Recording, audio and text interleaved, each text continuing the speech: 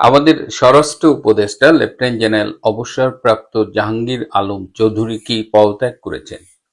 বিশেষ করে এই গুঞ্জনটি চাউর হয় যখন গতকাল ভারতের একজন বিশিষ্ট সাংবাদিক চন্দন নন্দী ফেসবুকে একটা স্ট্যাটাস দিয়ে বলেন যে স্বরাষ্ট্র উপদেষ্টা লেফটেন্যান্ট জেনারেল জাহাঙ্গীর চৌধুরী পদত্যাগ করেছেন।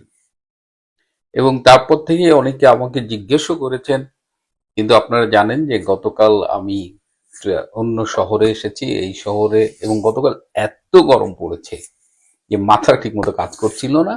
কিন্তু আজকে যখন আবার সম্ভবত ইনকিলাব মঞ্চ থেকে আবার তারা বলল যে এরকম গুজব শোনা যাচ্ছে, কিন্তু তারা বলেছে তারা এই অবস্থায় ওসমান গনির হত্যার বিচার না করে, বা আরো অনেক কথা বলেছে আর কি, মানে এইসব অল্প বয়স্ক বাচ্চারা যেভাবে অ্যাটাক করে, আমি এদের আদব কায়দা নিয়ে আসলে আজকাল খুব চিন্তিত হয়ে গেছি।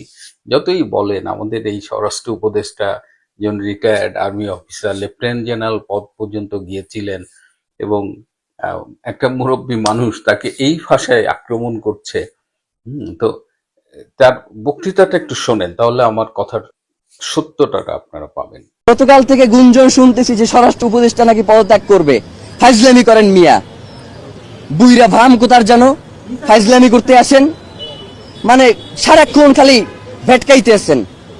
আপনাকে কি পদত্যাগ মানে হচ্ছে আপনি কোনো কিছু পারতেছেন না, আস্তে কইরা চুপচাপ চলে যাবেন, এই জন্য কি আপনার স্বরাষ্ট্র উপদেষ্টা বানানো হয়েছে?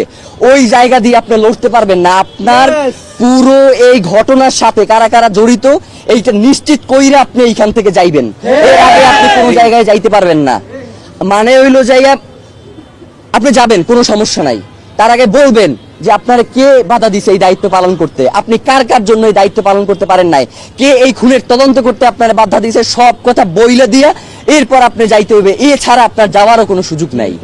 তো এই বাস্তবতায় আমি আমার সোর্সকে একটু রিকোয়েস্ট করলাম যে একটু kindly lieutenant general retired Jahangir স্যারের সাথে একটু কথা বলেন, যে একটু দেখেন যে আসলে ঘটনাটা কি। তো আমার সোর্স যোগাযোগ করেছে, তো তিনি বলেছেন যে প্রধান উপদেষ্টা তাকে বলছেন যে একটা পদত্যাগ পত্র জমা দিয়ে রাখতে, কারণ আইন শৃঙ্খলার অবস্থা যা এবং পরিস্থিতি যদি একেবারে নিয়ন্ত্রণের বাইরে চলে যায়, তাহলে প্রধান উপদেষ্টা যেন বলতে পারে যে আমরা একটা ব্যবস্থা নিছি, আমরা এই যে স্বরাষ্ট্র উপদেষ্টা পদত্যাগ করছে তাকে আমরা সরাই দিছি। তো এই প্রধান উপদেষ্টার অনুরোধ অনুযায়ী লেফটেন্যান্ট জেনারেল রিটায়ার্ড জাহাঙ্গীর একটা পদত্যাগ পত্র জমা দিয়েছেন উপদেষ্টার কাছে, কিন্তু এটা কিন্তু পদত্যাগপত্র গৃহীত হয়নি।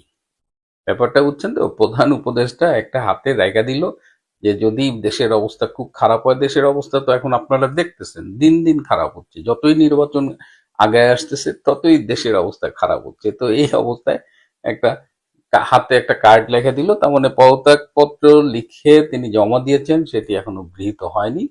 তো আক্ষরিক অর্থে তিনি এখনো স্বরাষ্ট্র উপদেষ্টা। তবে এই যে পদত্যাগের প্রসঙ্গে তিনি একটা খুব গুরুত্বপূর্ণ কথা বলেছেন, এই লোকটাকে আমার খুব ভাল লাগে, সহজ সরল। আপনারা অনেকে হাবা হাসমতের সাথে তাকে তুলনা করেন। এই তিনি একবার বলেছিলেন যে বুঝছেন ভাই, ভালো মানুষের ভাত নাই। তো এখন তিনি শেষে বললেন কি, আমি স্বরাষ্ট্র উপদেষ্টার থেকে পদত্যাগ পত্র জমা দিয়েছি, কিন্তু আমি কিন্তু এখনো কৃষি উপদেষ্টা আছি। বুঝলেন ব্যাপারটা? কৃষি উপদেষ্টা পদ থেকে কিন্তু চলে যাননি বা যাবেন না, কৃষি উপদেষ্টা তিনি থাকছেন। মানে চারিদিকে এত খারাপ খবর, এত অনিশ্চয়তা, সন্ত্রাস, তারপরেও হাসির খোরাক যেন ফুরোচ্ছে না বাংলাদেশে। প্রিয় বন্ধুরা, ছোট্ট একটা এপিসোড করলাম।